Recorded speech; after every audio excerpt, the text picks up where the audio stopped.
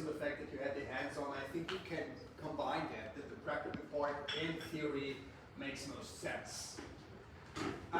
Yes, for today's hot topics are the K5 in the field of dry eye management. Practically you have seen this, but in theory the Genvis probe will guide you and of course your customer to the appropriate solution, what to do, what to treat, and when and which treatment should be applied. Of course, the K5 also is a quite interesting tool, helpful tool for doing topography. I'm not sure whether you had also did the topography measurement on the device or whether it was only dry eye part. The corneal topography is necessary, especially for addressing or fitting specific contact lenses.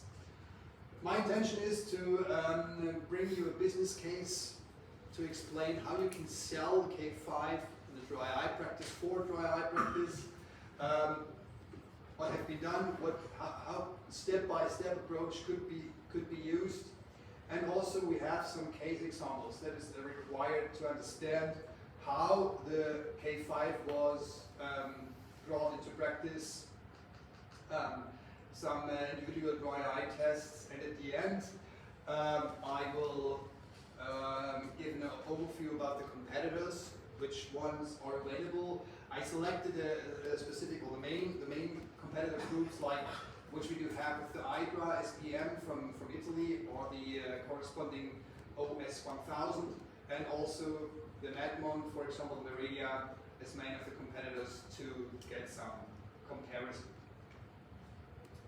If you go one step further, then we have the hot topics for binocular, like visual functions. You know which one you have already checked, but I want to summarize them.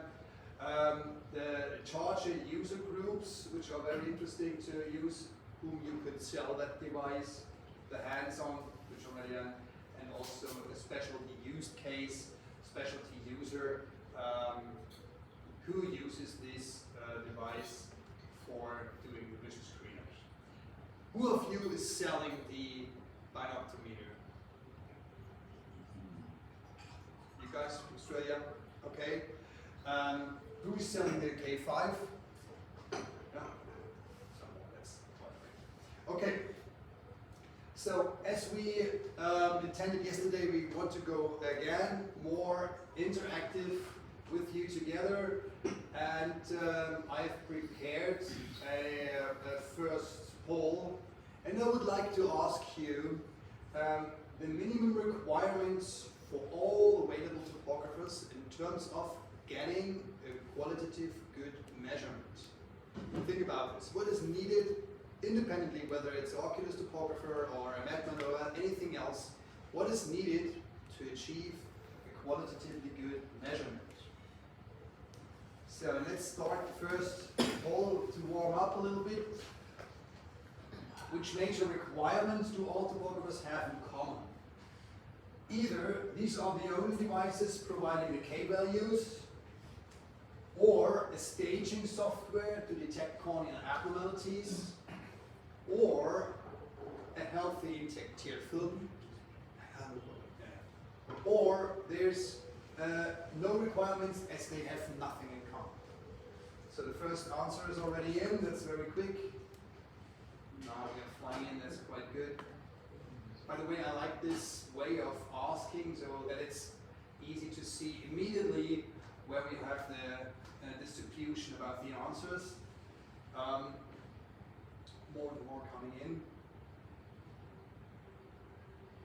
K value only, staging software, or even intact tear film.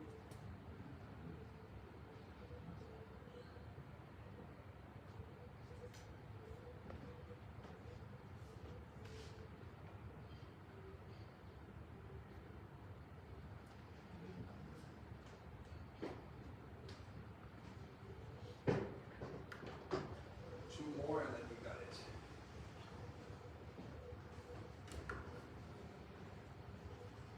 Okay, you're all on the right track, but it's still changing. Let's see.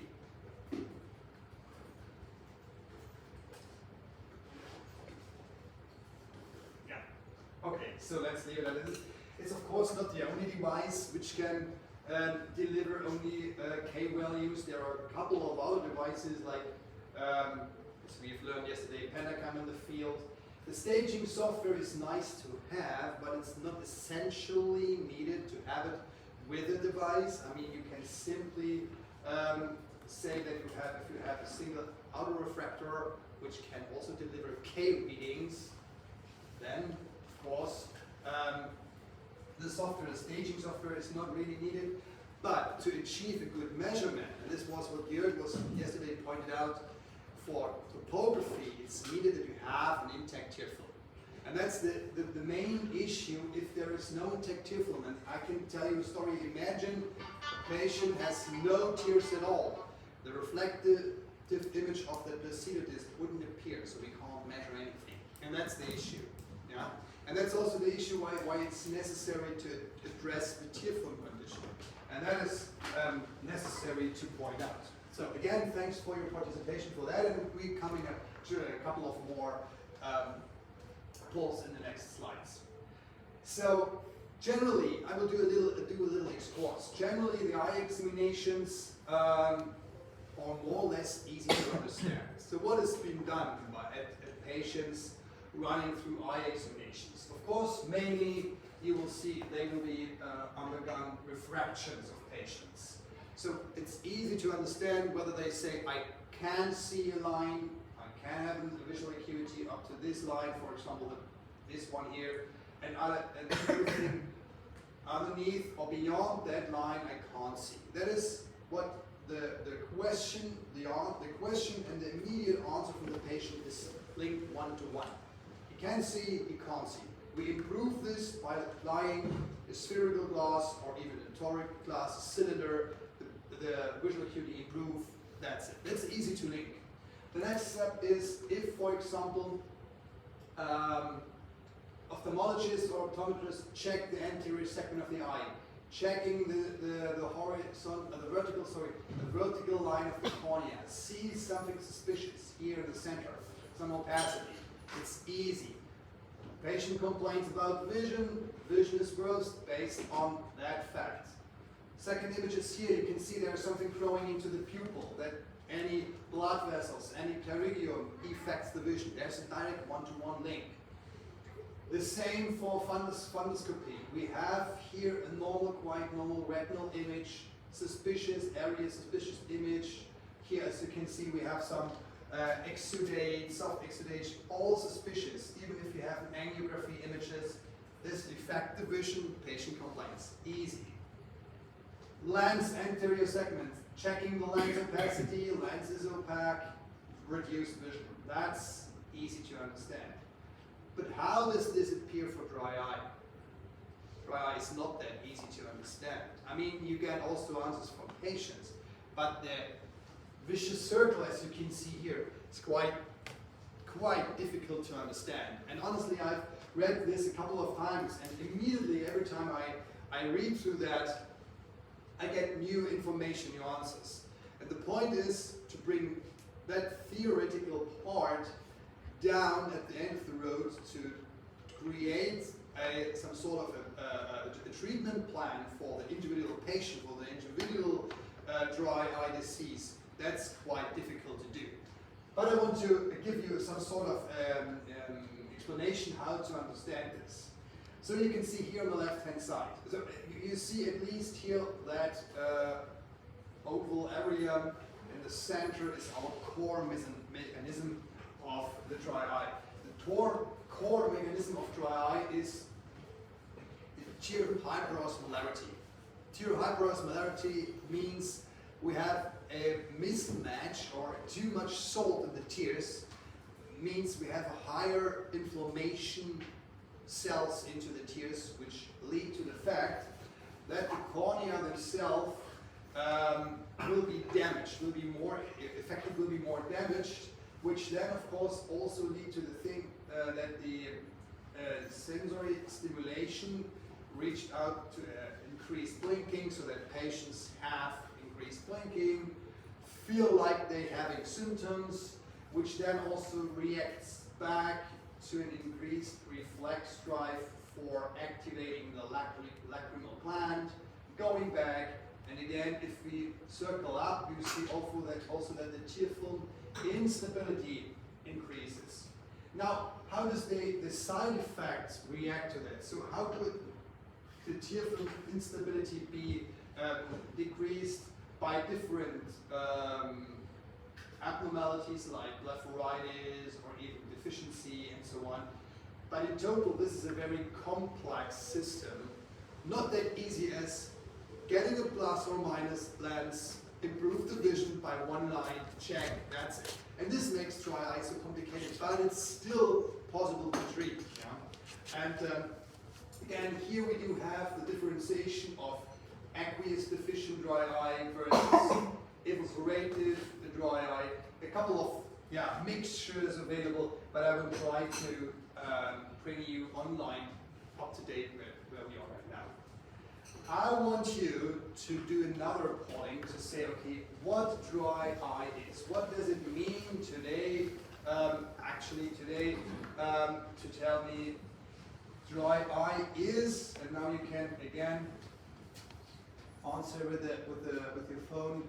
The dry eye is a disorder of the tear film due to tear deficiency or excessive tear evaporation, which causes damage to and so on.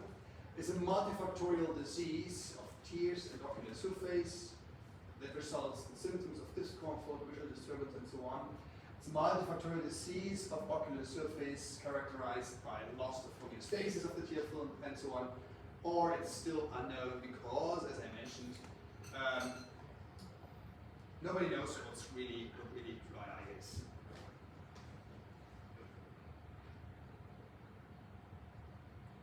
Or it's none of the above.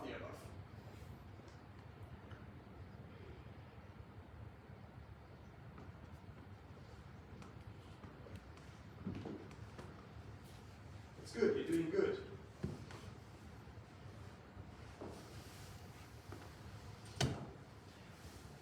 Alright, so the right answer actually is the third one. That means multifactorial disease characterized by a loss of homeostasis of the tear film and so on. The point is, the first two are also correct, but over the years, the Deuce workshop, the Tear Film Ocular Society, changed this description quite a lot, because once the dry eye definition came out in 1995, it was not that established and not understand how to exactly prove or how to exactly measure dry eye. And over the years, by 2017, the last latest update was given. The cause of dry eye, especially with definition, clinical signs and symptoms, what is required for that, have been, of course, updated and understand. Okay, we need now have more capability to capture parameters, and of course, based on that, the definition also increases, is updated to make it understand that it's not only talking about tear film deficiency or excessive tear evaporation, but it's more about a multifactorial disease with the corresponding parameters. So just like for you to understand, it's a very complex theme, quite often cited. However, it's the real point we can go really step by step through all that points. This Deuce Workshop 2017 created a new clinical decision algorithm. And let's stay here in that in the first track. So let's say we have a patient enters the room for Oscar or Tom, and it's a symptomatic patient. Symptomatic patient means he subjectively tells he has some symptoms like itchiness, dryness, he felt uncomfortable under windy condition and all the things. Yeah? So now it's an easy starting point, because once he is telling us that he has some issues with that, ideally this have to be proven. how could we prove this? There are a couple of tests, and I will come to that in the next slides available. And these values to measure are belonging to the signs of that ocular surface disease. So let's say a patient suffers from symptoms, actually tells us he has a problem. The signs, the measurement values itself are also proving that. Then we come directly to the next step, that is triaging questions. That means that there are questions which have to be asked up front, like are you wearing contact lenses? Some I tell soft questions. Do you feel like you have dryness in the mouth and the eyes? Any medicamentation which are used? And once they tell yes we use this, then of course we have a high risk immediately to be in the group of dry eye disease. It could be the case that of course this patient tells us that there's some symptoms, however there are no signs. That means we measure parameters, we measure values, but everything seems to be fine. Nevertheless, this would be leading to the point here that we have symptoms without signs, which are called preclinical state, or also non-ocular surface disease with a neuropathic pain. This was what I mentioned. Again, when you have corneas which are in the stretches where they are have more difficulties, then they have released more parameters, values, which could lead to the fact that there is that typical neuropathic pain. And again, at the end, they have to be addressed very carefully because they could immediately also develop dry eye. So again, once there are some symptoms, the signs have to be checked carefully. That is the one page. That is okay, quite easy to understand. But what is about the other hand side? So the asymptomatic patient. Asymptomatic means they have no symptoms. Coming in, telling us, I feel fine, I'm just coming for a vision screening test because I don't see well. These patients should ideally also be screened with the parameters, and once there are no signs, everything is fine. But if there are signs like higher inflammation, reduced breakup time, all that stuff, then of course they should be warned and told, okay, we see that there are no symptoms, however, there are some signs, and then of course they are predisposed to dry eye as well. Or even here, if we are here, we can directly lead to the fact that this patient suffers from dry eye. So you see, it's a mixture of subjective symptoms and hard facts, hard signs. And again, this has to be addressed ideally because this is, you know about numbers, there are a huge amount of people suffering from dry eye around the world. And again, if this dry eye then is diagnosed, we have to consider different types. We have the first one, the aqueous deficient type, or even the evaporative type. In the former literature, it was roughly described 70% of all the people suffering from dry eye have evaporative dry eye, and only 30% do have aqueous deficiency. But honestly, this will then lead to the fact that they miss the mixture. And there are quite much more cases which are a mixed case, and the intention is to simply restore that homeostasis, that the tear film is healthy enough to recover, to don't develop dry eye any longer. And let's stay in this point, which examination methods could be done. So that means you have seen, according to the symptoms and to the signs, we do have so-called symptom questionnaires. This is in the category of the symptoms where we do have the most valuable test, which is clinical relevant, is like the ocular surface disease index, OSDI. You might have heard about that. There is also another one, McMoney's dry eye questionnaire. There are also a couple of other dry eye, the EQ5 or even the speed questionnaire. However, we would like to leave it for them who are statistically validated. And that's why we had also some questions to us to say, could we implement the speed questionnaire in the software, for example? Yes, we can. However, the results of this are simply results which are not validated by a scientific group, and then we have simple value which is not directly linked to the science, and that's why we keep only the ocular surface disease index, the McMoney's test, and of course also a German one, the Jena dry eye questionnaire, which combines both McMoney's and ocular surface disease index. That's about the symptoms questionnaires. And then we go further. We check, of course, the signs like tear film volume. The fluid volume is necessary to be aware of whether this patient have an aqueous deficiency or more connected to an evaporative one. Because aqueous deficiency, as the name tells us, we have too less volume of the tears. So currently there is a Timnus kind measurement possible. You can do this with with the software infrared. You can there are also other tests available like cotton thread test.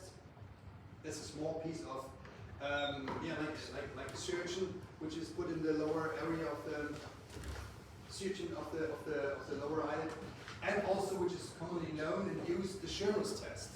But what are the difficulties from the Sherman test? You all know. Yeah. Uncomfortable is one, yeah. But one more time.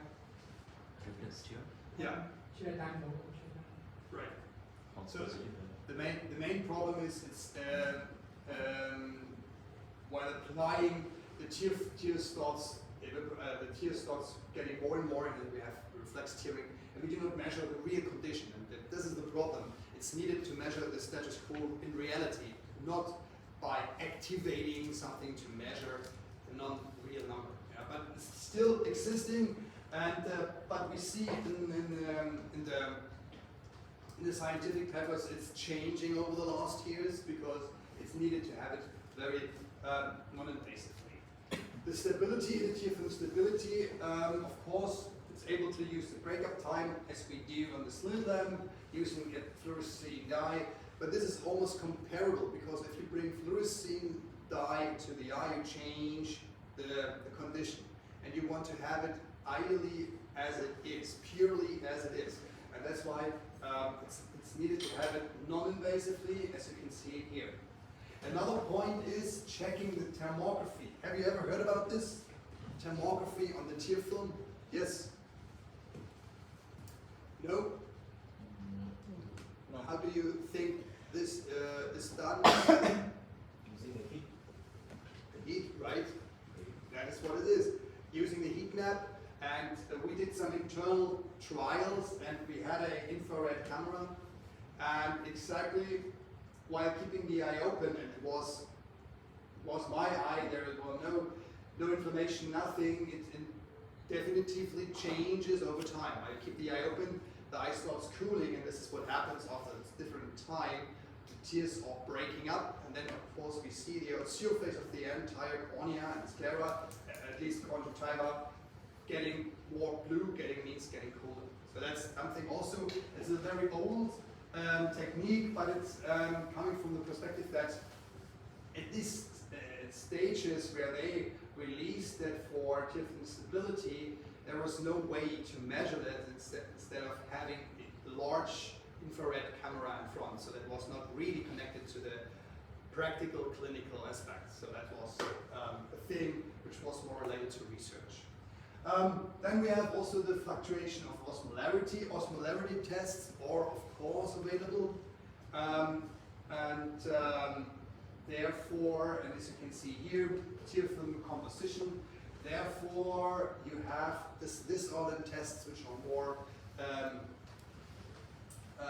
tests where you grab samples from the tear film, because you can't only measure in vivo on the eye. You have to grab them to analyze them. This is osmolarity test, tells us the amount of salt in the tear film, the amount of inflammation in the tear film, because we have a level. Once the threshold is above, it means we have some composition in the eye, in the tears, that affects and raise up the inflammation. That is something which could be used. And also, if we go deeper and deeper, you see we are going further in terms of severity. That means if the surface of the eye of the cornea is already damaged, like means we do check corneal and scleral or conjunctival epithelial defects, which is known as staining. Checking also, for example, conjunctival chalasis, or we call it, the Europeans call it Lipkoff, eyelid parallel conjunctival folds. This happens when patients suffer a long time from dry eye, because we have temporally conjunctival folds, which are, the higher and the more amount they are, the more the dry eye affects already the corneal surface. And then also the inflammation part, redness, corneal redness, some further marker tests, NMP9, and also eyelid findings and blinking frequency and quality is needed to address, to understand, okay, what is happening in this patient. And therefore also that the JUICE 2 released that type of diagnostic process. And here you can see if patients enter and the process to start screening is like on the left side, starting with these triaging questions.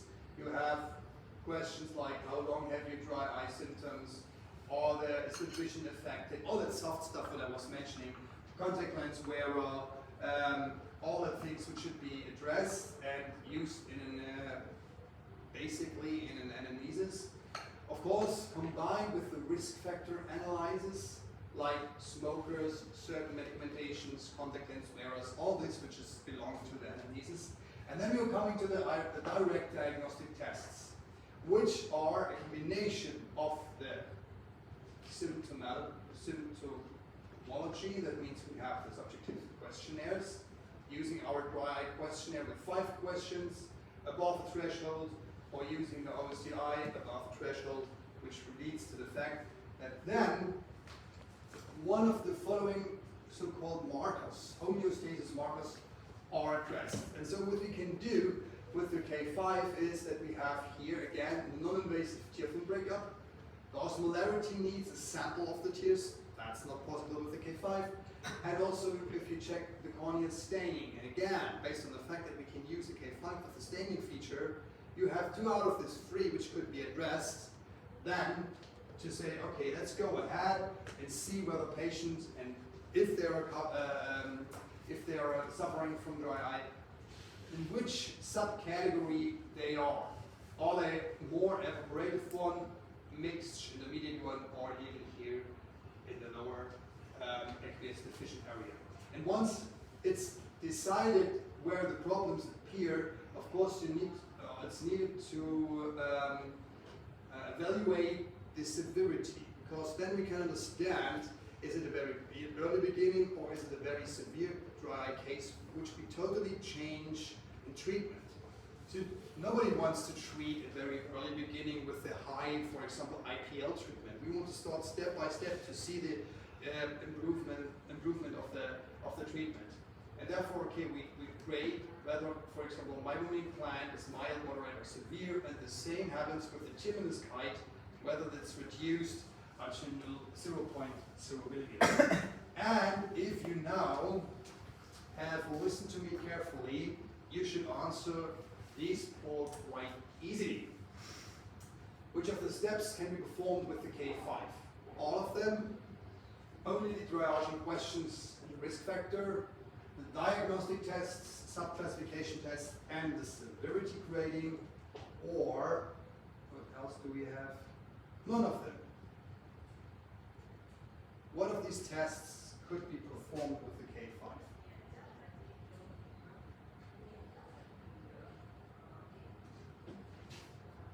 Yeah, first answers coming in. All of them. Diagnostic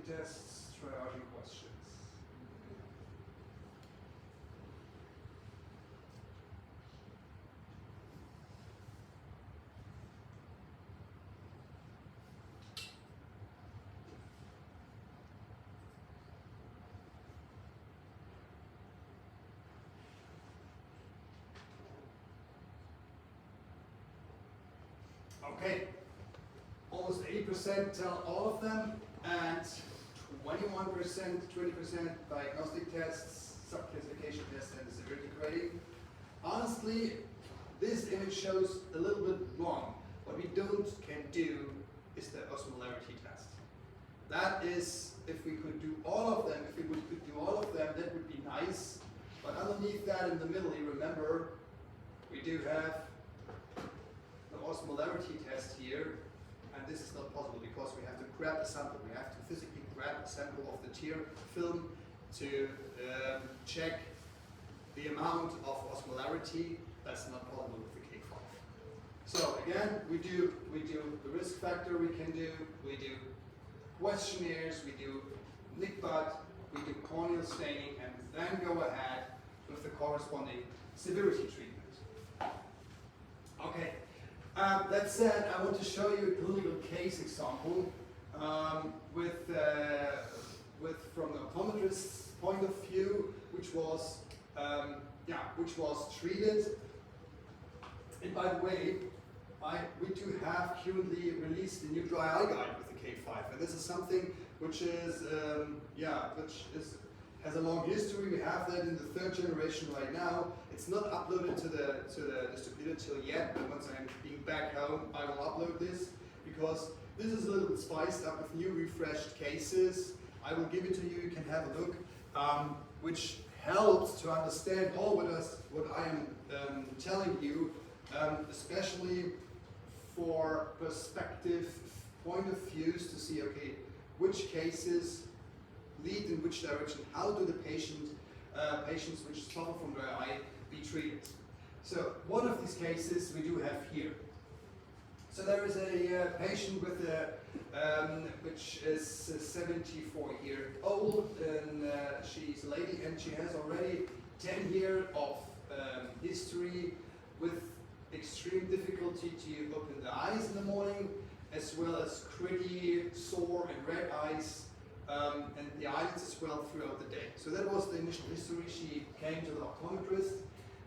She was diagnosed with bilateral ocular hypertension in 2008, and to treat this with a preserved prostaglandin analog at night in both eyes. Right?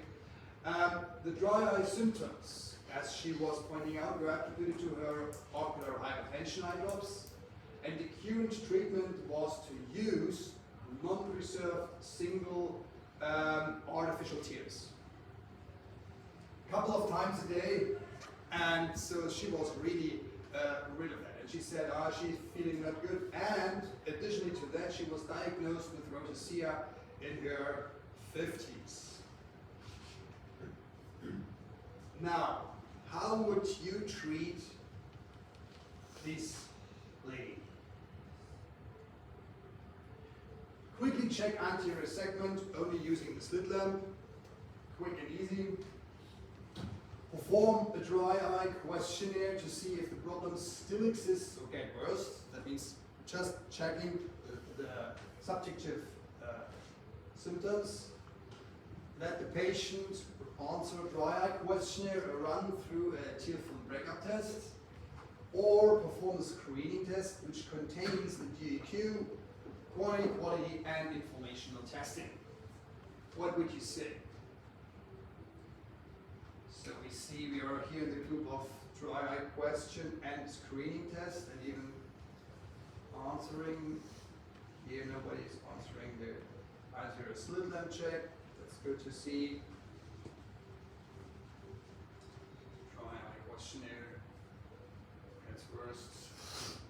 DEQ, tear film breakup test, or screening. Good. You're doing good. I mean, 70% of you want to do that screening test, which contains that mentioned parameters, which is quite right. I mean, I do have to check both, right? And this was done, and this was done at her. And as you can see here, we do have then the signs coming from the NICBAT measurement. We do see the right and the left eye. We have the tear film breakup recorded as 1 to 2 seconds in each eye. That means very fast. As you might see on the color map, there are a couple of red segments, which also leads us that we have a very high slope here, and believe me, on the left eye as well. Combined with a moderate corneal staining in her left eye, due to a misdirected eyelash, how could this appear? I mean, there was an eyelid which is continuously flapped on the cornea, and at each blink was scratching through the cornea. And that means you can see this directly in the software. You can see this while applying fluorescein, and with the imaging mode, you can see where this lashes, scratches, and destroys the corneal tissue. And exactly this is helpful to get through all of them, all of the necessary important measurements directly here. And additional to that, there was diagnosed a mild loss of eyelashes with significant anterior blepharitis, checking out the lid margins here, anterior blepharitis, and also in combination with telangiectasia. So as we can see here, all the blood vessels here, that one, that red blood vessel here, this is the result of telangiectasia, which leads to the fact that there is a high inflammation part even on the lower and even on the upper margins. And again, this was her diagnostics, and she were undergone even the mammography images, and as you can see here, we do have, what do we have here? What do you see here when it's checking out the right and the left eye? A dropout, it's good. Good, good name. Truncation.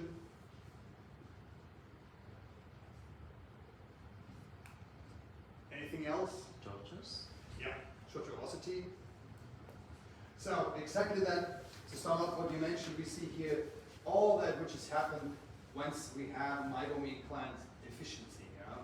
So it could be the case that we have still active or some sort of ghost glands available, but down there in the lower eyelid, especially here, you can see there is missing at all some glands, and next steps will then be you simply push a little bit on the eyelid margins to see whether the meibum, the oil itself, is more like it's fluid or more solid.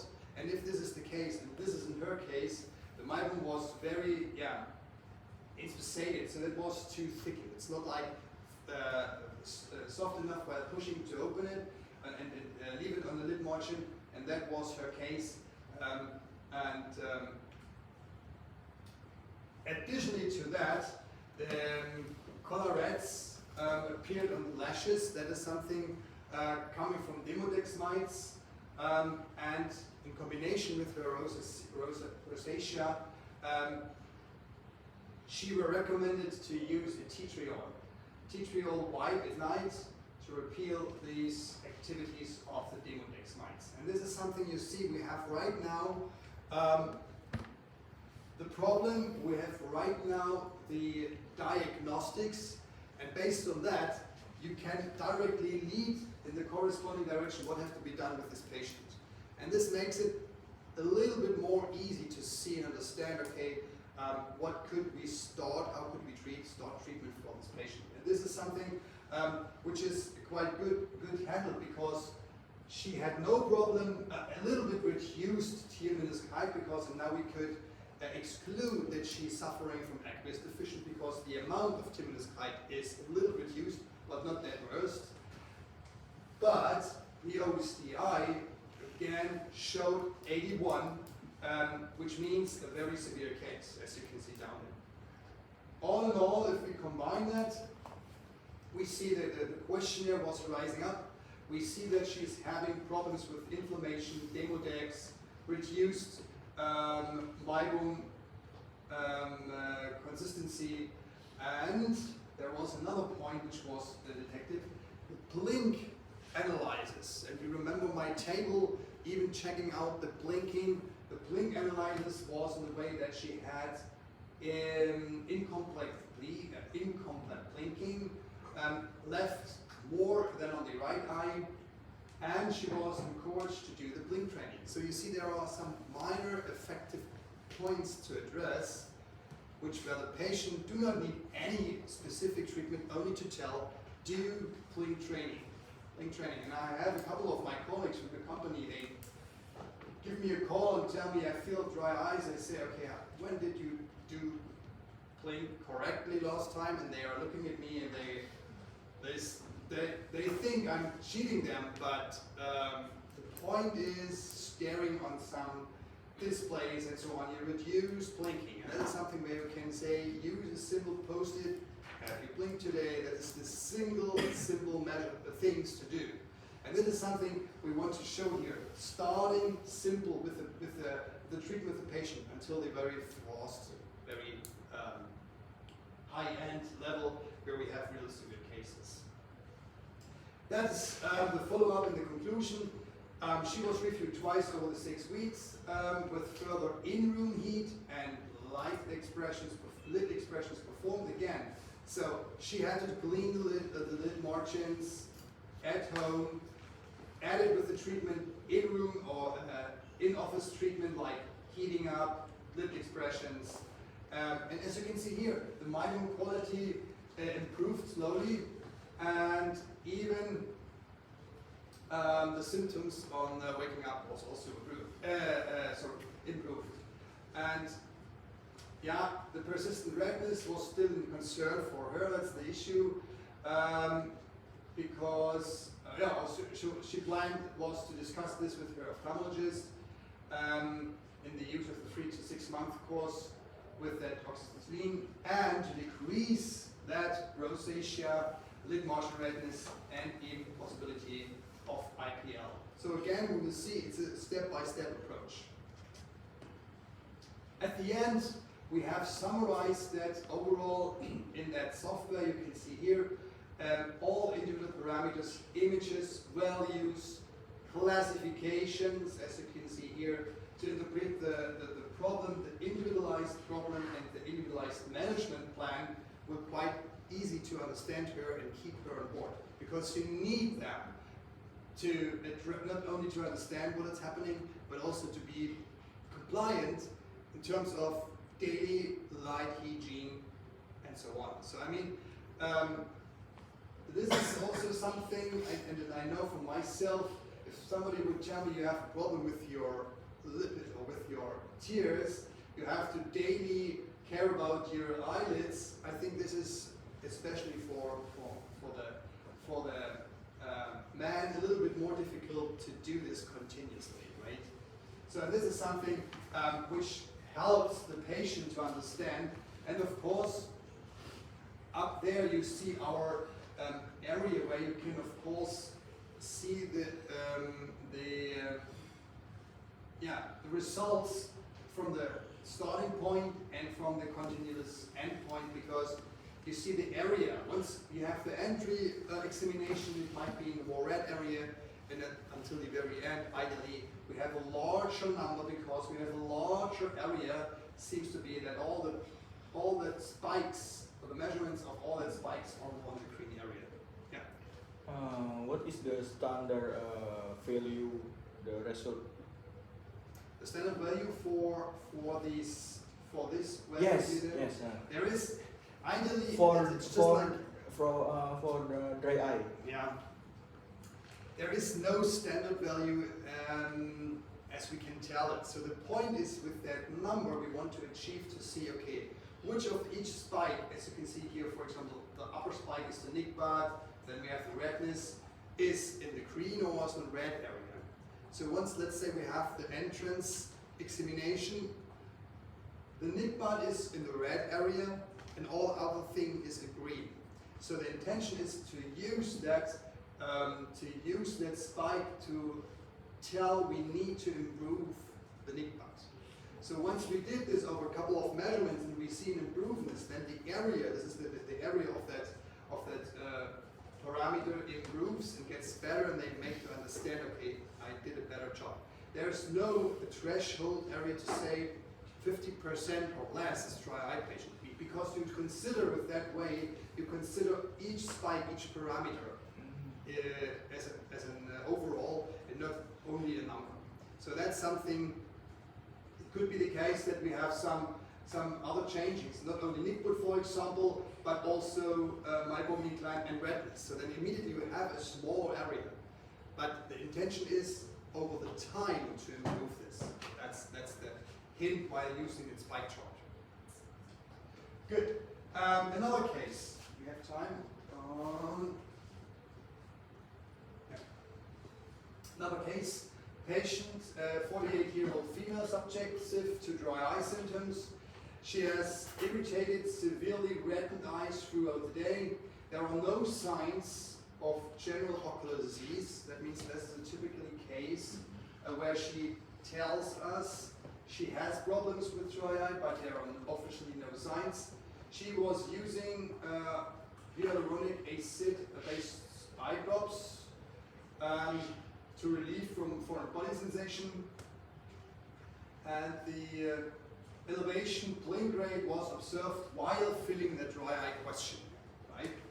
And now you walk in the shoes of a ophthalmologist or optometrist. What would you do or recommend in this case?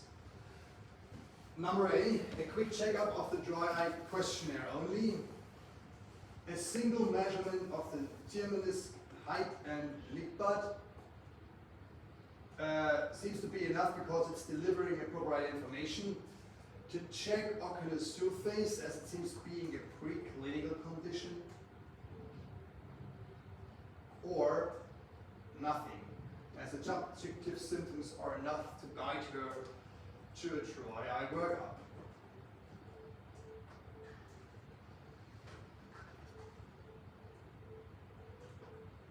So we're here in a range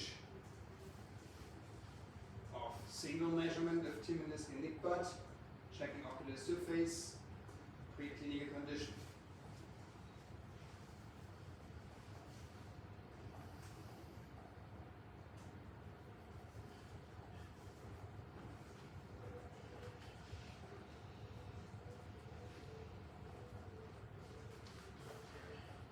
Most of you tell us single measurement of teenage Nickbad is enough.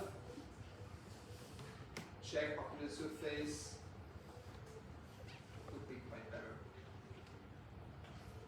Okay, so while doing that, checking the tear film quantity we have and the quality, we do have a good amount of Timonis Kai. It means the volume is okay. Right eye is 0.3, left eye 0.25. Everything is in the range. You can see it directly here, classified color-wise in the software, and you will be guided through the entire steps. The next one was the Nickbad first.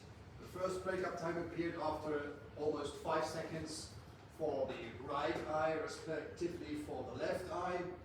And then, based on the fact that she had lipid layer problems, this lipid layer assessment took place in the software as well. It's a little bit hard, but you can do this.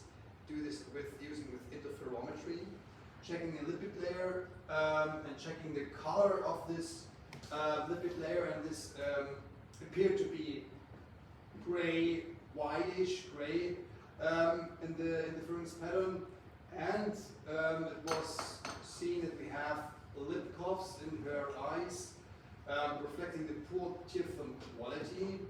Several parallel conjunctival faults, or so-called conjunctival chalaces, have been detected. Additionally to that, there was a staining test performed so that we could see conjunctival staining with the Racine, showed up superficial epithelial defects, like as you can see here, here, and even on the other side. And furthermore, Lissamine green staining was also applied to the eye. We saw line of marks and also a massive staining over the nasal and channel conjunctiva. So, and once this was done, and the treatment, the classification had to be set, the software themselves was helpful to use if you simply go to that tab and grade exactly according to our reference images will very easily help to understand, okay, which is the initial status quo.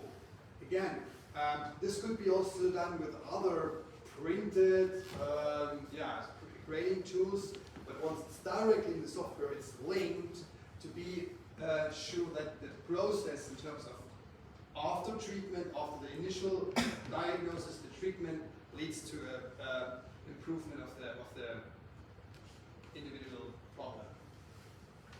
The treatment and the conclusion, improved eyelid hygiene was needed, of course, because she had problems with their lids, advised her to clean her eyelids just twice a day. Warm compresses, massage means improving the fluidity and hence the release of distribution of the lids over the ocular surface. And she's, while I get this case under continuous treatment, and she was understand, and this was what she was telling us, by understanding what problems occur in my eyes, I can treat them specifically. The printout and the treatment recommendations helps a lot. This is something she pointed out because she was simply said, okay, here's your printout. She looked through that and said, okay, I got the point where what you want to talk to me. And this is helpful, and I was telling you still under examination, but reported already improvement of this condition. And this is one aspect which the software helps to have all on one hand, to have the grading, and even if you have already done the treatment directly here in the software. So again, for the optometrist's part, this is a quite helpful tool. But let's skip and go back to the other hand side, which might be also very interesting for you. Please go over that slide, and once we are talking about ophthalmology, and yesterday I tried to give you a quick overview about the intersection of the dry eye and the corresponding areas. I would love that you give me a rough number, percentage-wise, a rough number, how many percent the dry eye will be available after the corresponding surgeries. So you remember my slides from yesterday where we have the intersection area, but how many percent you would assume, how many percent of dry eye patients will appear after cataract surgery? So we do have these patients, let's say we define this a little bit better. There are no dry eye patients pre-op, but they develop a dry eye post-op. How many percent of all the LASIKs in the world have immediately after the surgery dry eyes, which still appears 1 month post-op? How many percent of penetrating keratoplasty, how many percent of glaucoma surgery and also blepharoplasty appear? There's no poll, but simply give me a number. Let's start with the cataract surgery. 5, 10, 20, 50, 70, 100%. How many percent do you think patients suffer from dry eye after that surgery? 10, 15? 10, 15? More than 15? Yeah, okay. 60. 60, okay. Any other? 60, 70, 90? 75. 75. Almost close to it. I will show you a number. It's 37. But this was, I did an overall analysis. This was done through all overall cataract surgeries. Once you go to specific studies, numbers about 77, 80, 85% were mentioned. Again, this is something, as you can see, you will destroy at any point the cornea. But let's talk about LASIK. What do you think? 70 again? 70. Sorry? 85%? More? 95 immediately after, because this is what they're doing, independently which type of surgery. Even if you do the SMILE or femtosecond laser, you destroy the nerves. Yeah. And that leads to the fact that they immediately come to the fact that they are producing not of cells and all that stuff, which lead to the fact they are high affected. Keratoplasty, even though 60%, yeah, that means they are all suffering from glaucoma. What do you think, glaucoma? Even if they only have, I mean, here we are talking about the trabeculectomy as a surgery, but even if you only apply drops, it's high. Even though that the drops, again, lead to the fact that we have high inflammation, you will sometimes see this. This is a high amount of that glaucoma. And blepharoplasty, even if you do the lid surgery, still have 26%. So to sum up, I mean, for those of them, it should be that the dry eye screening should be performed up front and not afterwards, because I think it becomes very difficult for the ophthalmologist to say, okay, the expected vision after any type of refractive or cataract surgery is not that as the patient expected. And again, we need the tear film to have a stable vision. So another case in dry eye disease and cataract surgery, there was a 76-year-old lady. She was at her ophthalmologist's site to get another to get another test for driving license. She didn't pass, she failed, and she was diagnosed over a couple of years having dry eyes, having inflammation, and having also having arthritis, as you can see here. But her intention is she wants to see at all distances as clear as possible, so she intended to have a multifocal IOL. And luckily we had this case from a doctor from the United States, and he said, I want to check based on this starting issue here, I want to check the tear film first because I want to improve your vision and not having problems at the end that I am responsible for your reduced vision. So he said, okay, based on that issue, we go for Xiidra.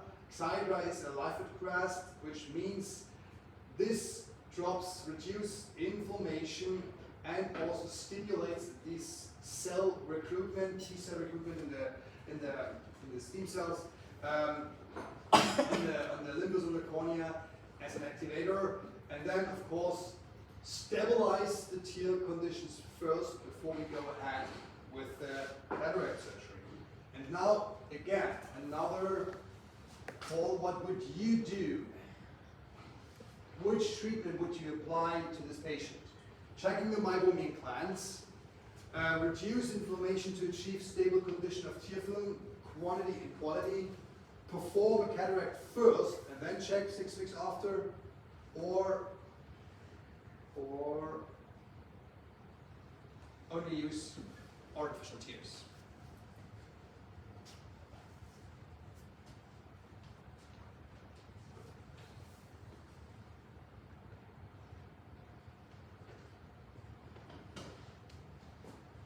Yeah, sounds good.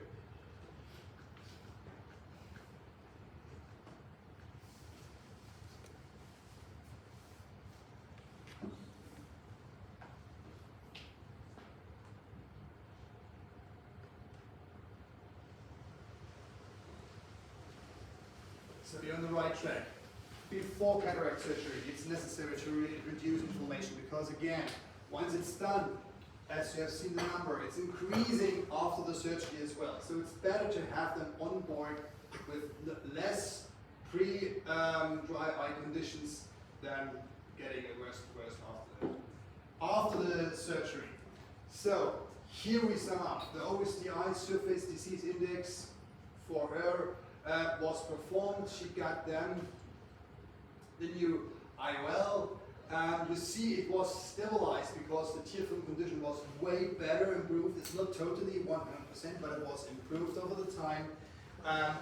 The effect was that she had to use the lipid over a long time, even after the cataract surgery, so that's the essential part for her.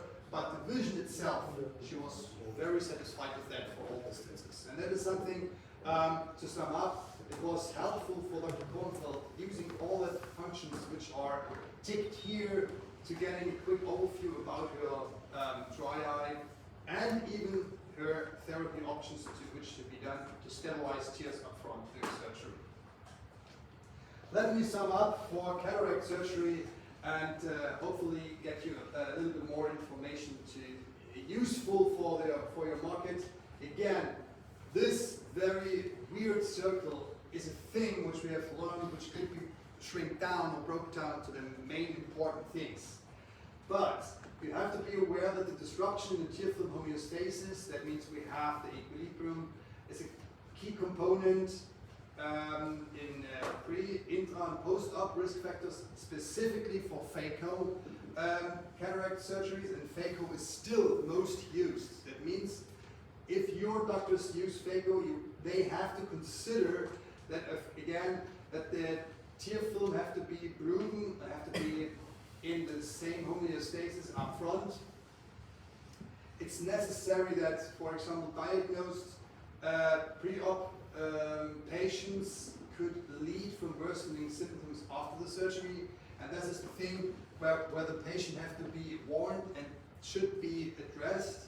And also, this could be the case that once the dry eye becomes worse and worse, that there's blepharitis, which is one of the most risk where the surgery could be cancelled. So the intention is for the doctor to avoid 100% that patients develop blepharitis. And that is something you have to address in different conditions up front. And that means all the complex things shrink down to 3 single steps. That means tear film instability, inflammation, and tear hyperosmolarity. And again, once this circle started, it's circling round and round. And the point is, you simply have to check all the things with the K5 to either avoid starting that circle, or if the patient is still in, to reduce ideally all the single parameters which are here belonging to that single item. Specifically for refractive surgery, as you can see here, independently which type of refractive surgery is done, pre-existing dry eye is the most risk factor for developing severe ocular dryness. Even they should be warned that the symptoms may persist after LASIK. And also the point is, the mechanism for developed dry eye disease after surgery is tear film dysfunction, disruption of corneal nerves, and also increase of ocular surface inflammation. Again, to sum it up, you see the first steps, the 4 steps, which we have. Disruption, tear film dysfunction, and all of things belongs again to the way how corneal are treated with that laser. And again, it's needed to check up front, even there to understand tear film is necessary for good vision, but be aware that this should be addressed and ideally treated up front. Do you have any questions so far in terms of dry eye? Otherwise, I would go ahead and talk a little bit about the video keratometry. That means we are changing a little bit the parts, going to checking out the photography part of the K5. You all know what he can do. I will just quickly sum up what is possible in the software, what is needed, and for why. Of course, we're getting, as a topographer and the keratometer, the keratometric data. We have some sort of quality specification analyzed area. We're getting some sort of information about which type of corneal astigmatism our patient has as checked. We're getting the ability to see iris images, pupil diameter, horizontal white to white. You can measure some distances if it's needed. You can vertical visible iris measure vertical visible iris diameter, and on top we have also the color maps providing different points, getting corneal apex, getting steepest rate, all the things that is needed. everything in one hand, mainly used in the overview display, but you also can go more in depth if you want to have more details in the software, as you might know from the practical hands-on session. Why is this needed? Why do I tell this? Why do we have that amount of displays needed? And by the way, it's quite less than the Pentacam, but generally it's of course for contact lens fitting necessary, and independently of fitting principles in different countries and different nations, generally it's the way that fitting soft lenses, it's not that difficult, because you have only consider three things. The main thing is we need the total diameter of that lens, which approximately should be 2.5 millimeter larger than the horizontal visible iris diameter. And of course, the back optic zone mainly comes from the manufacturer suggestions to do, and the vertex power of the lens is described by the patient refraction. That's it. I mean, soft lens fitting is not that difficult. On the other hand, we go step by step to more advanced fitting. That means we are talking about RGPs fitting. RGPs need a little bit more understandings how to use a corresponding lens. So first of all, of course, that material have to be selected. The optometrist should select which ideally most gas permeable material is chosen. Then we come to the lens diameter. Which lens diameter should be applied, because it's landing on the cornea. It's not like a soft lens, which is landing on the sclera. We need the lens diameter. The optic zone could be different, because there are several specific optical zones. We could have an overall optic zone, we could differ in quadrant specific zones. We need base curve. The base curve radius is extremely necessary, otherwise we could have a too flat lens, as you can see here, or a too steep lens, which might be pulled out by each blinking. And of course, we need the power, which could be influenced by specific values like the tear film itself. If the lens is fit too tight, too loose, the tears underneath the lens create an optical lens, which then of course have to be considered, or otherwise the patient wouldn't see with the right correction, right? And this is something you have to consider. Again, ortho-K is a specific lens type within the RGPs. I will come to that in the next slide. And I will say the highlight of them is scleral lens fitting. Scleral lenses mainly rely on the thing that we use control of surgical depth. And you might have seen this by doing the CSP Pro. That's the advantage of scleral lens fitting. They don't care about the central area, because they are landing on the sclera. And the point is, while fitting scleral lenses, as you can see here, these lenses are adjusted by the transition zone. And again, the transition zones provides me the angle and as well as the radii. If they are steeper or flatter, according to that, we have an overall reduced sagittal height of the lens, or steepen up, and this leads to the fact how the lens lands on the sclera. And again, do we have some specialty like impingement and so, or whether everything is working fine and the patient could see very well. And again, with the K5, you can work in this direction, scleral lens rigids, soft lens rigid. Even we are able to measure the sagittal height of the anterior front. That's possible with the K5. We get some measurement values.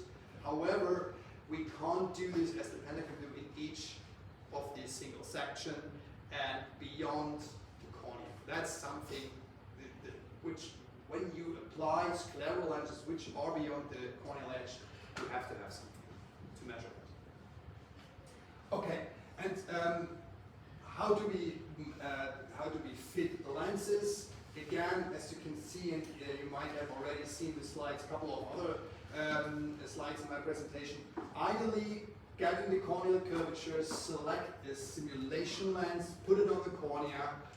We do have here a list of lenses which are connected, which we could update to your individual market lenses, your domestic lenses, so that means you do not have to have any lenses coming from Europe If you have somebody who wants to be a member in that list, we can reach out to me, we can update this. And then on top, you have the ability to use the imaging function. It means the lens is simulated. How does the lens fit? Should the optometrist enlarge, make it a little smaller, change the parameters, and at the end, directly make a photo with the real through seeing, dye with real through seeing, fitting on the cornea, and have it all on hand and compare it side by side. And now let's come to the orthokeratology process. What is needed for that? Of course, the ortho-K lens want to create a specific corneal shape. That means, in other words, we want to flatten the central area by pushing it down, and the mid-periphery should be sucked a little bit so that we have in that reverse curve at the end the shape of the lens, which achieves the correction of that -2, -3, -4 lens. Currently, there are a couple of lenses available, or as far as I know, they could match, or they could create up to -5 diopter of myopics and up to -1.5 diopter of cylinder refraction error. Once you're in this range or below this range, the patient could be treated with ortho-K very well. And therefore, we need, of course, a comparison. Is the corneal curvature before we apply these ortho-K lens and immediately the night after. And so, as you can see here, the fit will be addressed. The fit will be whether we have that nice bull's-eye pattern here. And on the other hand, if you apply ortho-K, especially for myopia control, then they most manufacturers tell whether the flattened area is within the pupil diameter, within the pupil range, to achieve the peripheral defocus. I will give you an update about the peripheral defocus this afternoon. But again, here with the topographer, you can directly see the fit, whether it's well assessed or well addressed, whether the lens itself was well adjusted and lands good on the cornea to avoid having any problematic fits with that lens.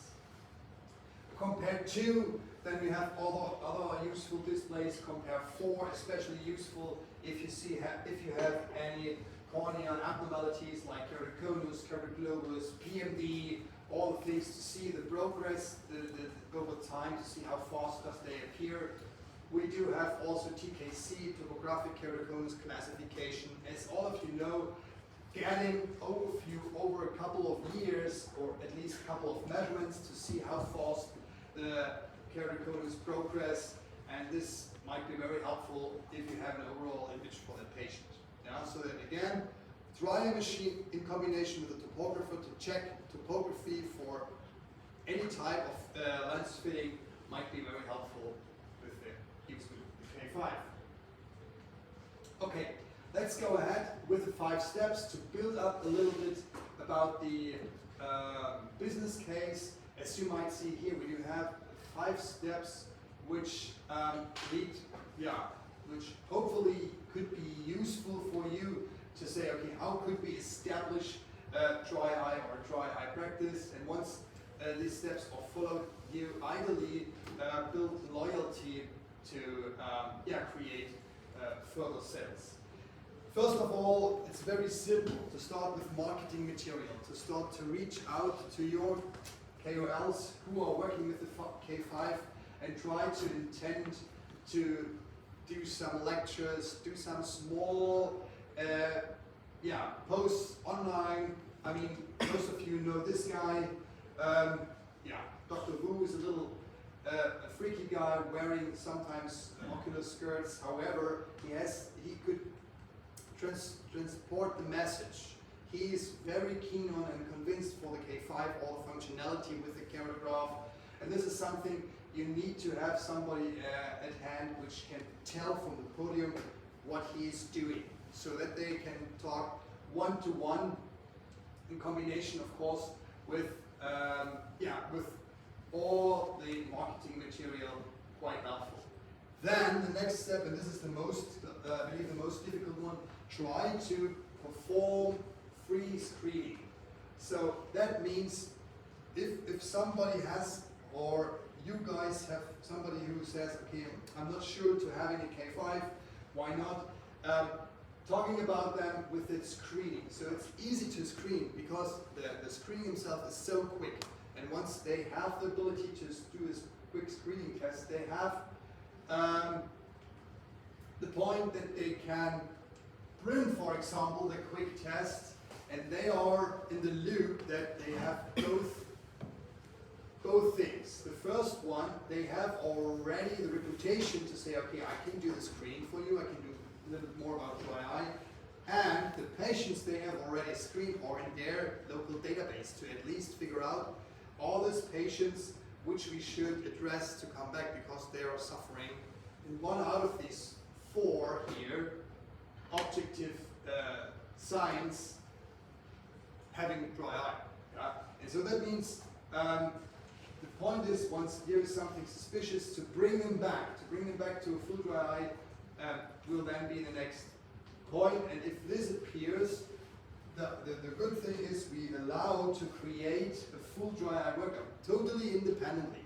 And this means here we have an example like what could be done. One of these questionnaire, then with the K5 tests, mainly here checking Timonis Knickbud, the eyelid conditions, myopography, everything in one, very quick, could be helpful to address the full dry eye workup. And at the end, grading and treatment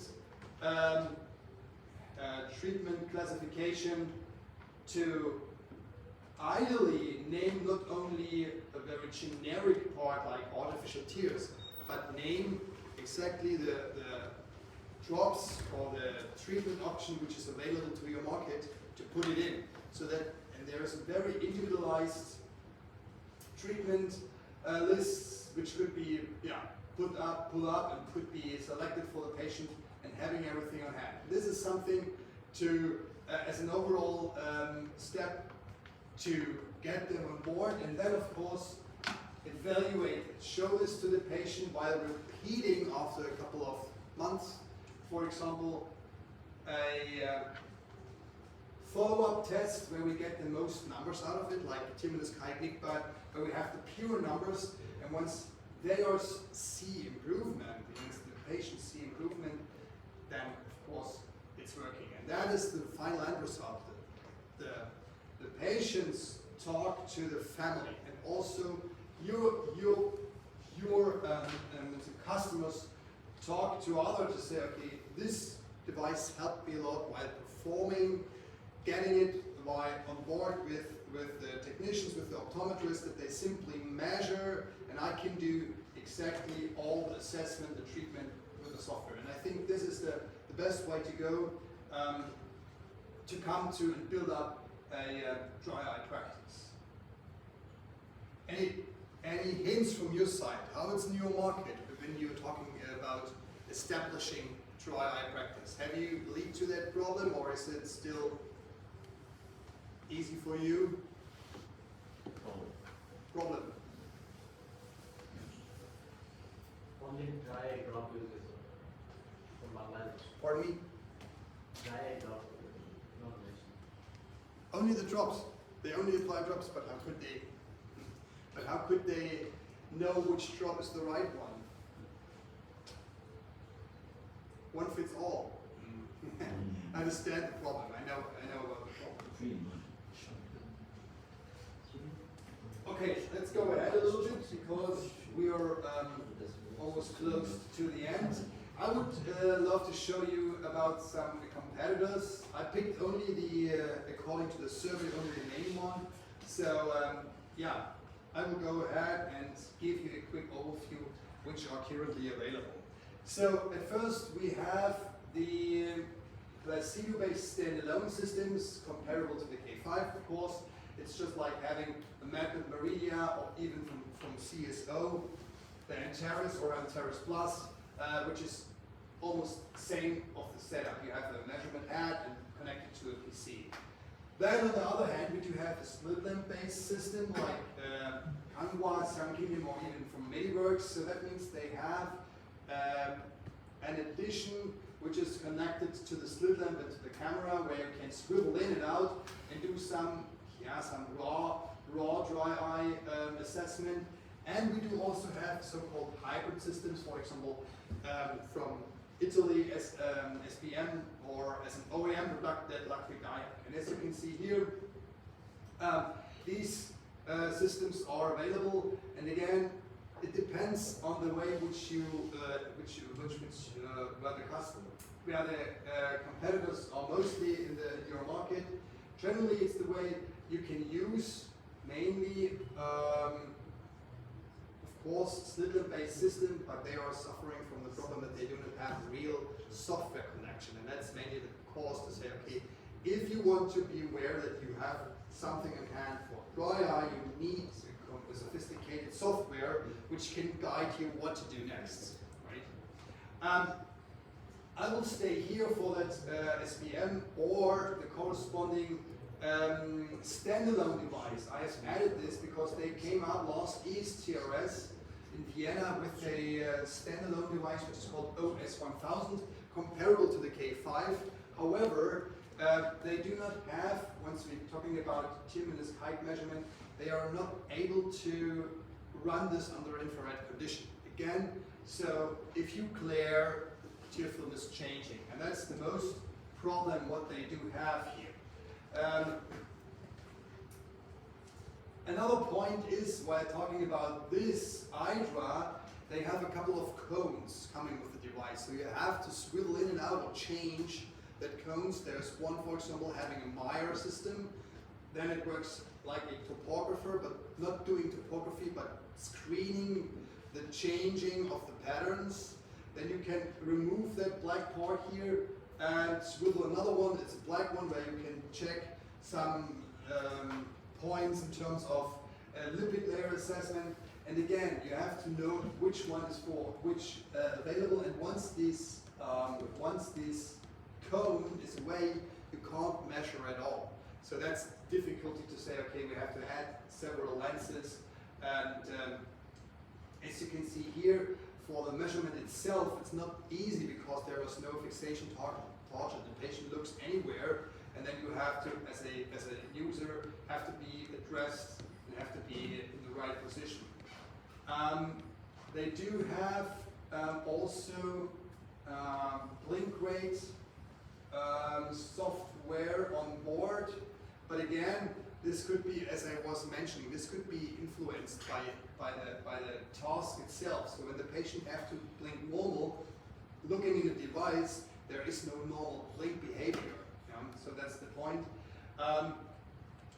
They do have, of course, they do have automatic lid margin detection. Means for meibography, they see the lid margin, they detect them, and they get some sort of an area detected.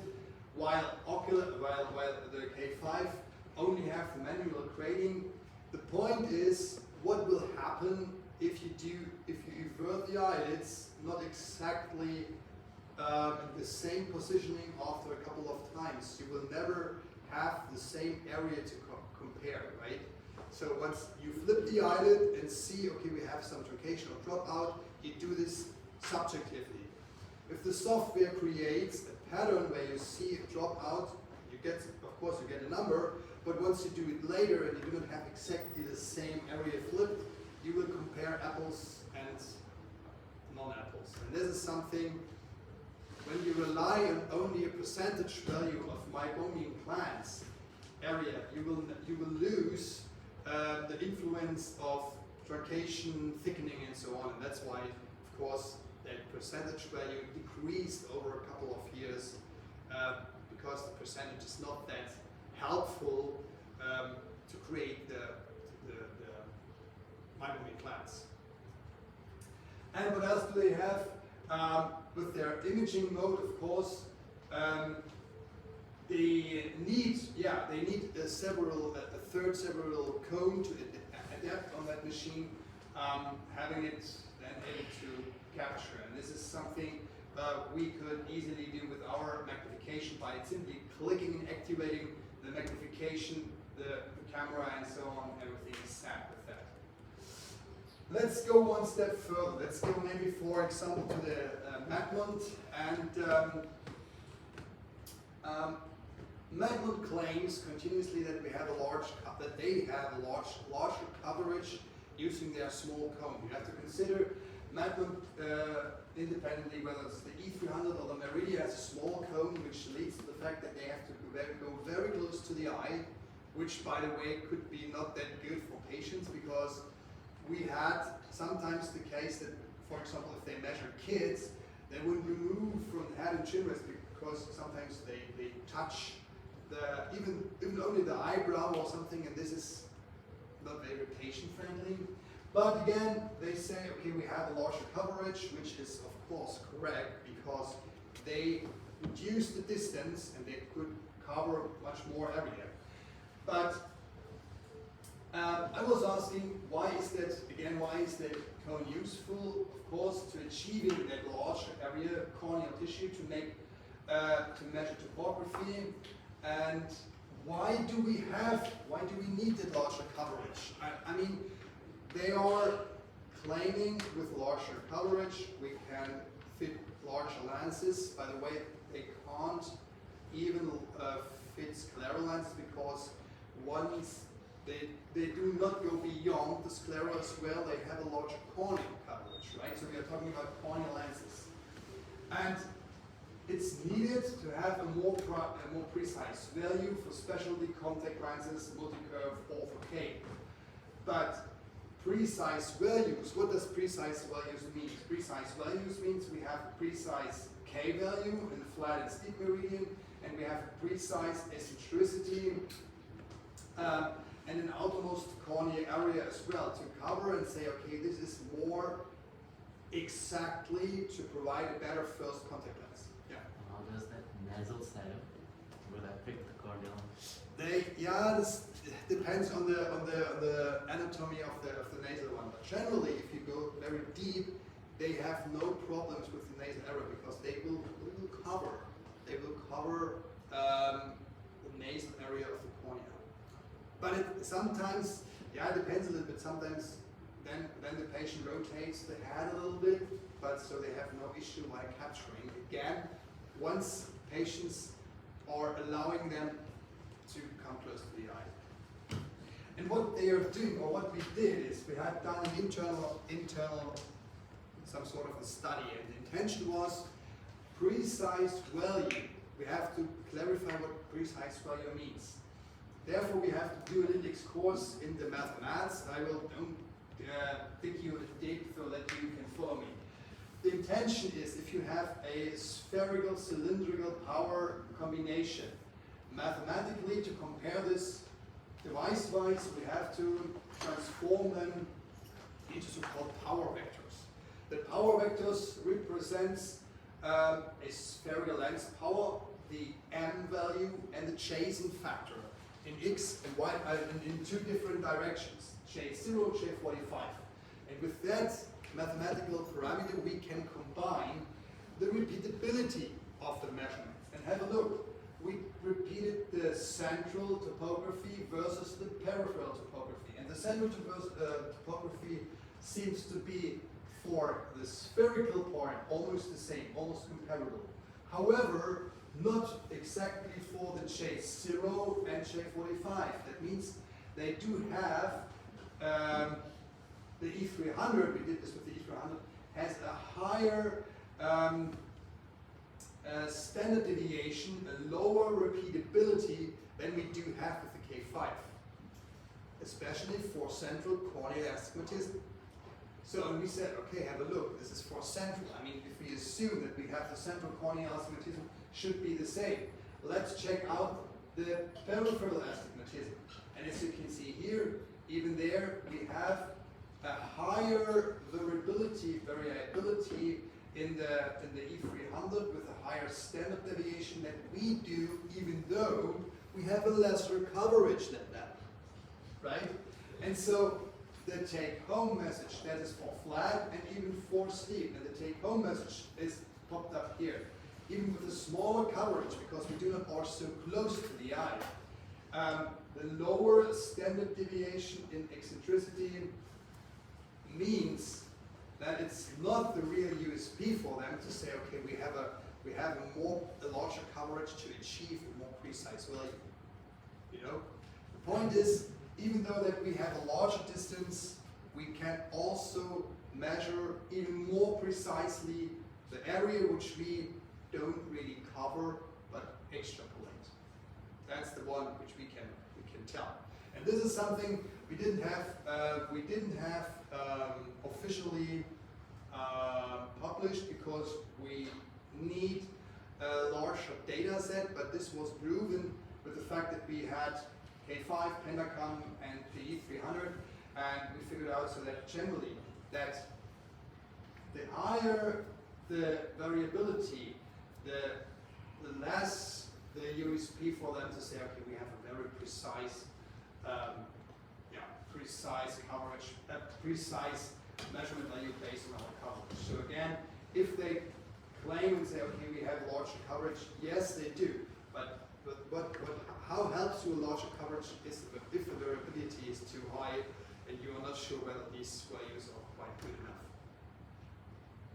Okay, a last thing to sum up, and this is something I would love to have this quite much more, because our real built-in keratometer, it's not just like a very basic thing, is very helpful to release the measurement. And you know this for Madman, for example.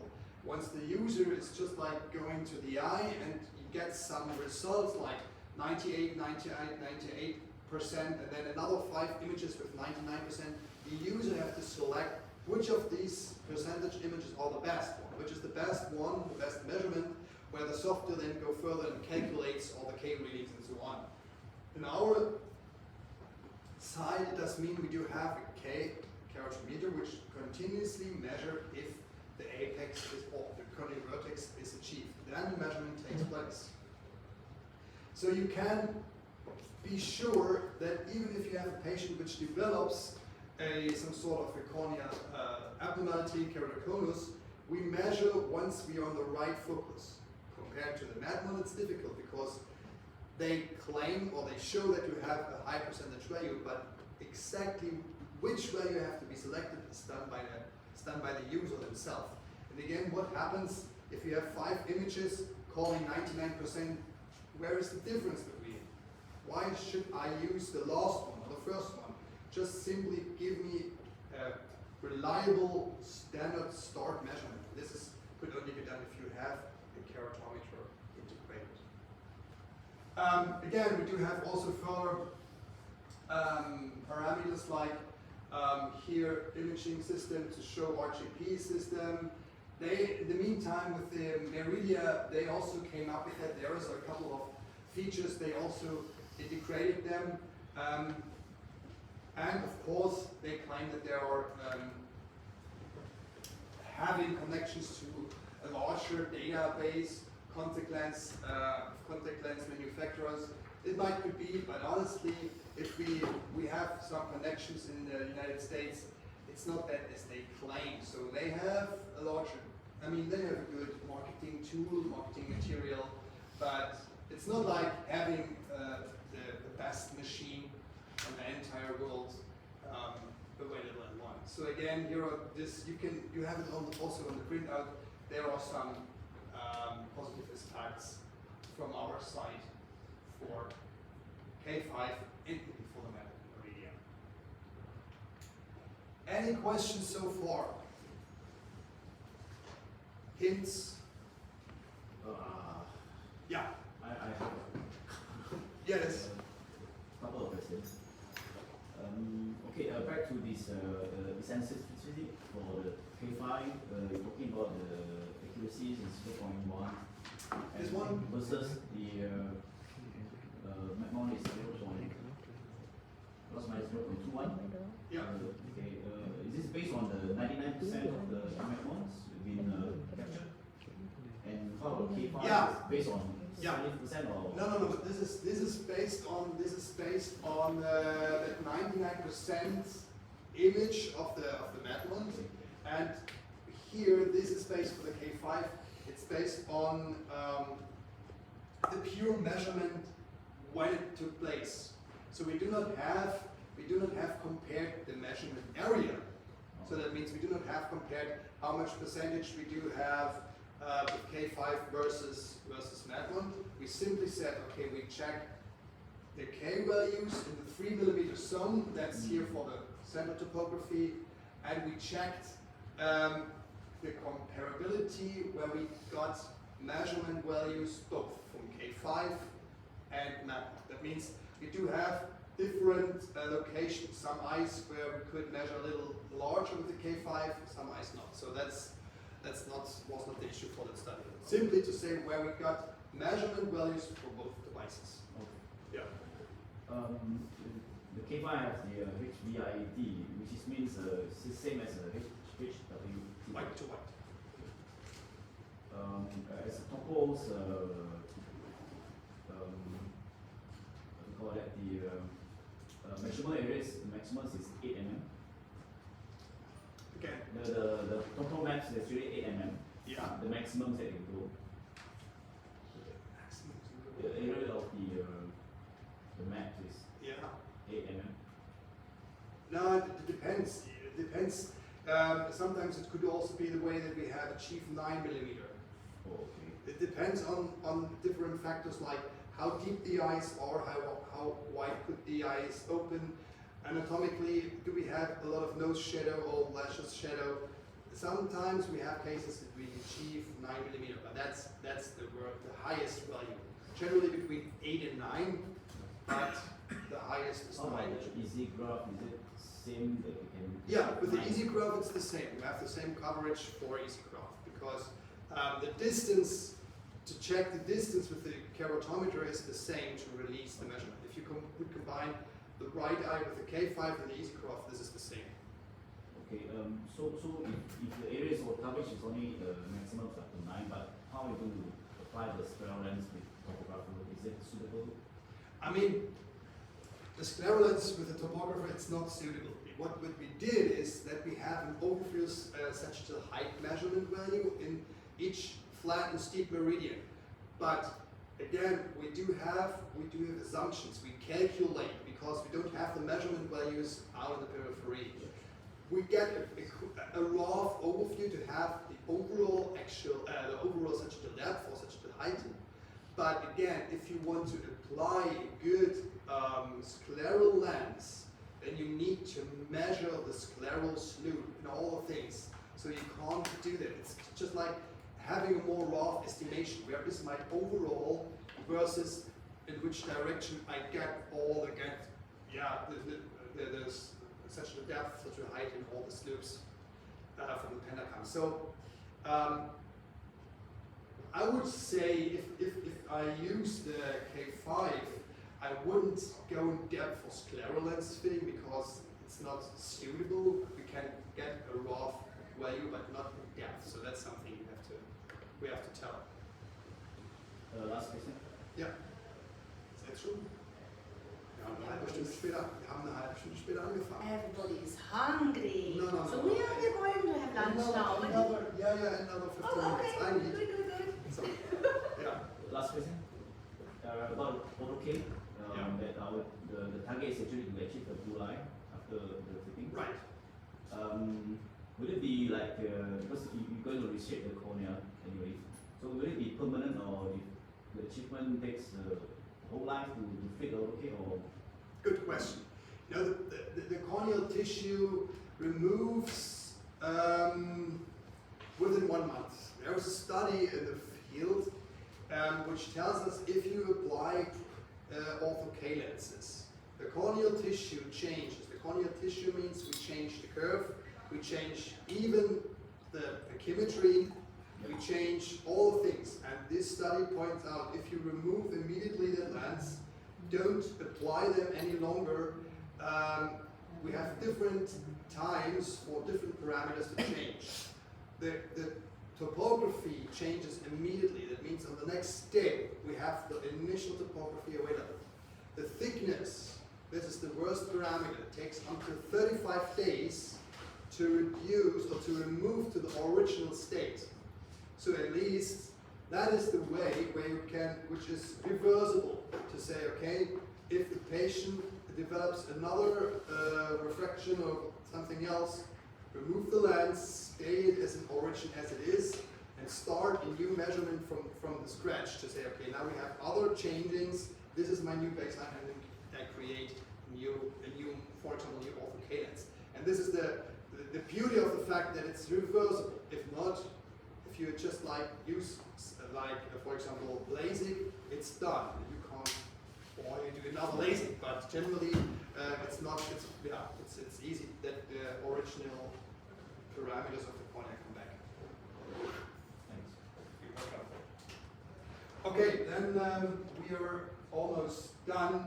I would like to give you at least an overview of the binoptometer. I mean, you have already had the hands-on training, but I want to sum up because I do have some case reports also in the software format.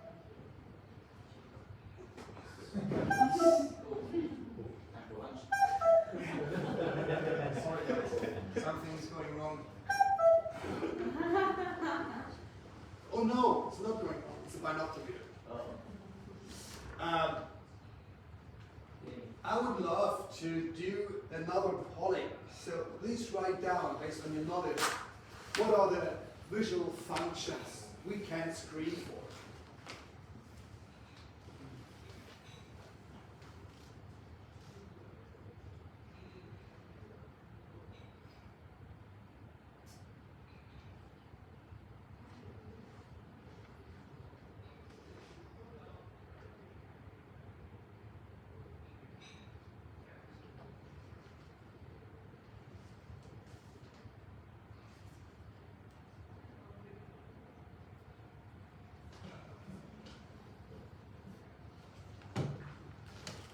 Visual acuity, contrast sensitivity. That's right, perfect.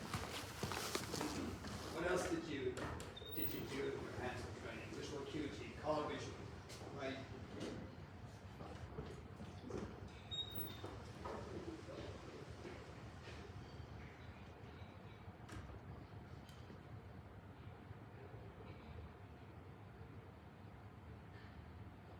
Binocular vision.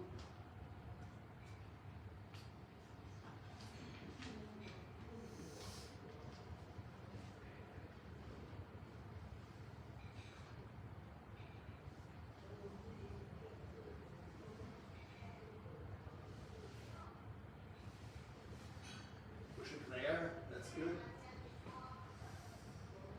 Field perception, right?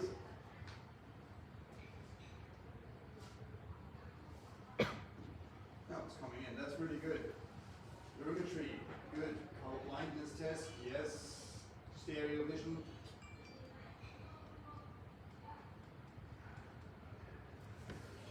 Perfect. Thanks.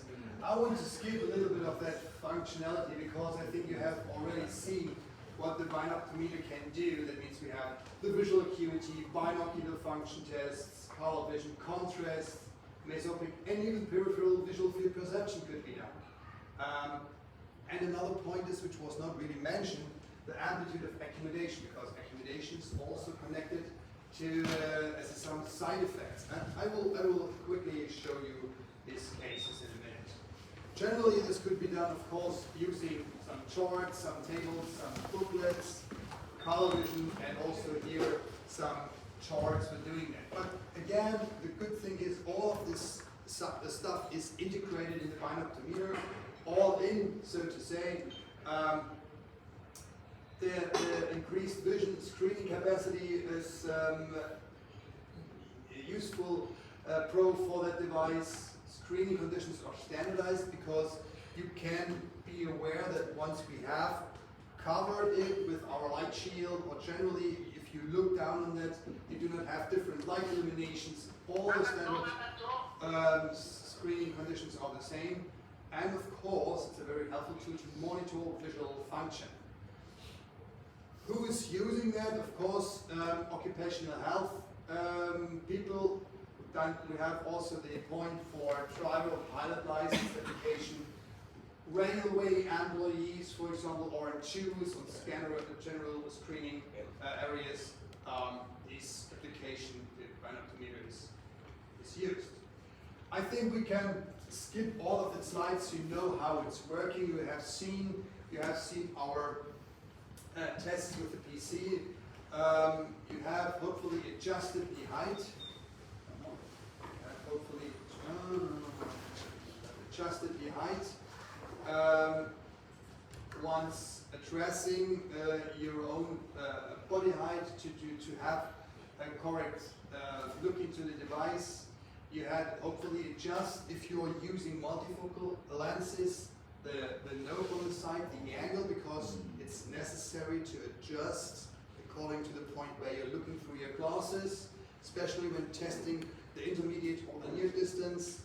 The test distances are able to adjust, could be changed independently in each 1 centimeter increment, so that you can say between 30 centimeter and up to the 4, we can test all distances.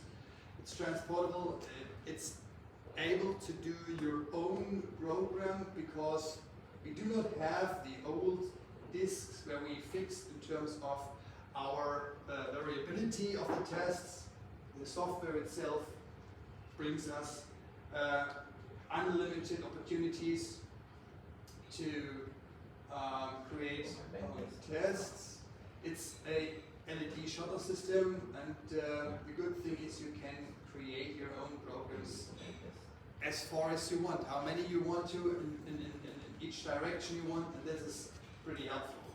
I think we could skip this because you have seen this, adjust all the software, checking here our distances, selecting up there the glasses you wear, and then simply tick on as a green tick, seen or not seen.